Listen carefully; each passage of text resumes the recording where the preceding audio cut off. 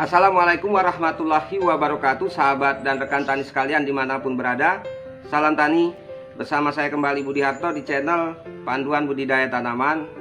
Dan pada video berikut ini saya akan menjelaskan serta memaparkan sedikit kemampuan dan kapasitas saya ya,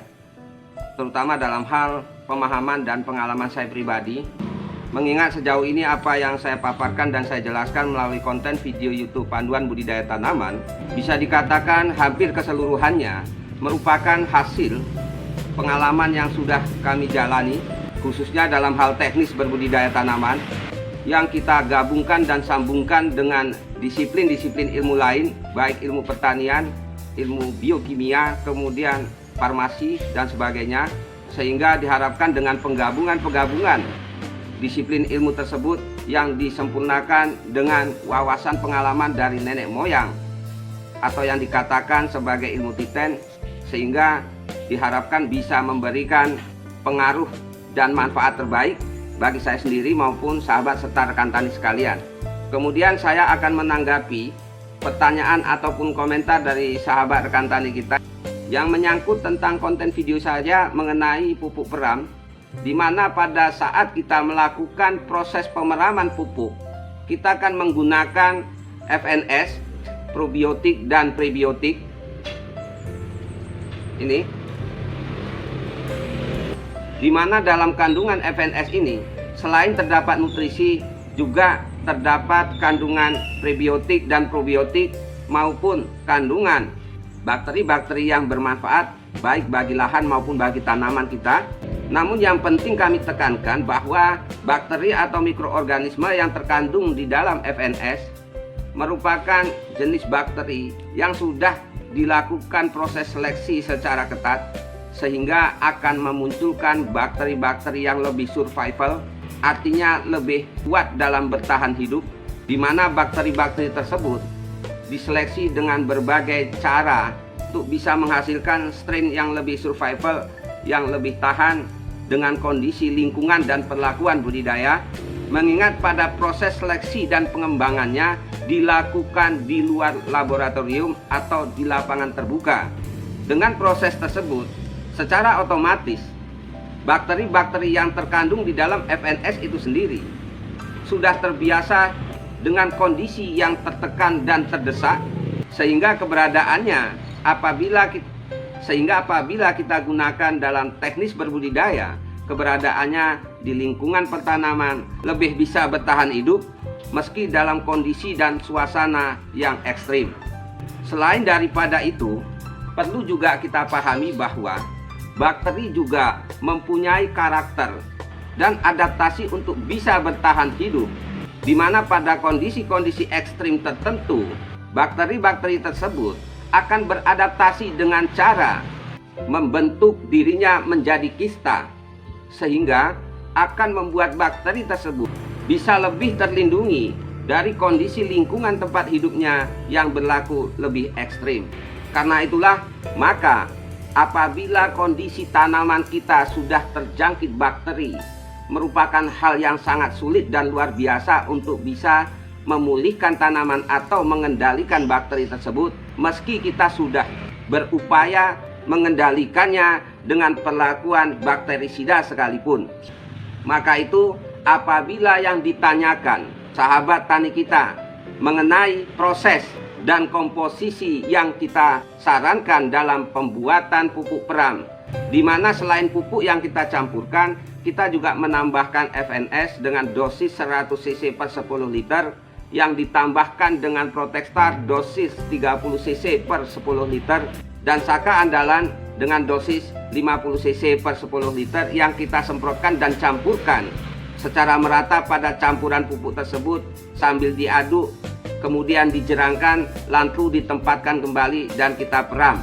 sehingga menimbulkan pertanyaan dari sahabat tani kita, apakah tidak berpengaruh buruk antara pencampuran deterjen serbuk dengan bakteri yang ada di FNS tersebut? Yang pertama perlu saya sampaikan bahwa deterjen serbuk bukanlah bakterisida. Yang kedua, deterjen serbuk bukanlah desinfektan ataupun antiseptik, sehingga akan membunuh bakteri. Yang keempat, deterjen serbuk yang kita campurkan pada pupuk peram untuk satuan luas tertentu masih dalam kondisi normal dan wajar untuk tidak berpengaruh buruk pada setiap proses kimia maupun biokimia, baik yang disebabkan oleh reaksi kimia maupun reaksi biokimia yang disebabkan oleh mikroorganisme atau bakteri. Dan yang keempat, sebagaimana yang sudah saya jelaskan tadi, bahwa kandungan mikroorganisme bakteri yang ada di FNS sudah melalui seleksi yang begitu ketat sehingga keberadaannya lebih bisa toleran terhadap faktor-faktor lingkungan dan teknis budidaya yang ekstrim. Sedangkan yang kelima, pada pembuatan pupuk peram yang kita lakukan, penggunaan FNS lebih cenderung kita tujukan untuk mempercepat proses pelapukan dan penguraian pupuk-pupuk yang kita campurkan, khususnya pupuk fosfat alam dan dolomit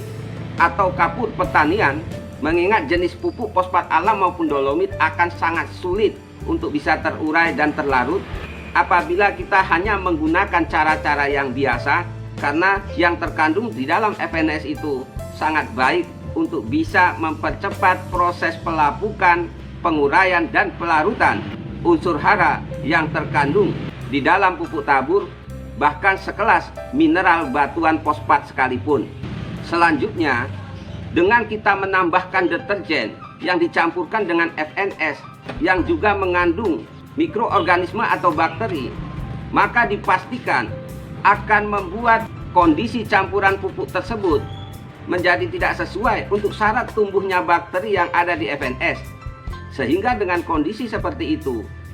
sedikit banyaknya pasti akan melemahkan agresivitas dari bakteri tersebut. Namun keuntungan di sisi lain, bakteri yang ada tadi akan merasa terdesak sehingga akan menciptakan peningkatan kekebalan tubuhnya baik terhadap lingkungan ataupun cuaca maupun kondisi tekanan-tekanan hidup lainnya, sehingga akan meningkatkan adaptasi bertahan hidup dari bakteri tersebut, yang pada akhirnya apabila kita berikan ke lahan budidaya, maka bakteri-bakteri tersebut akan lebih survival atau akan lebih tahan terhadap perlakuan-perlakuan budidaya maupun terhadap lingkungan atau cuaca yang ekstrim.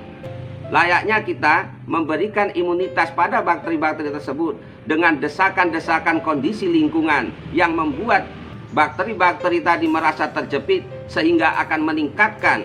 daya tahan tubuhnya sendiri. Karena itulah nanti sahabat dan rekan tani bisa buktikan bahwa bakteri-bakteri yang tumbuh dan berkembang di lahan-lahan atau di udara maupun di lingkungan terbuka itu akan jauh lebih survival daripada bakteri-bakteri yang dikembangkan di laboratorium dengan perlakuan-perlakuan yang dimanjakan dan dipenuhi segala kebutuhan untuk bisa berkembang. Maka apabila nanti diaplikasikan ke lapangan,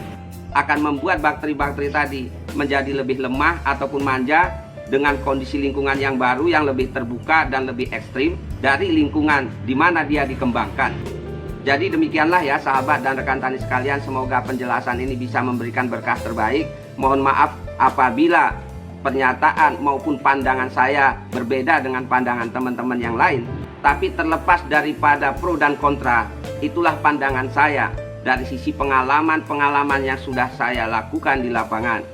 Semoga demikian adanya. Saya Budi Harto dari Stabat Langkat, Sumatera Utara. Jayalah selalu petani Indonesia dan salam tani. Wassalamualaikum warahmatullahi wabarakatuh.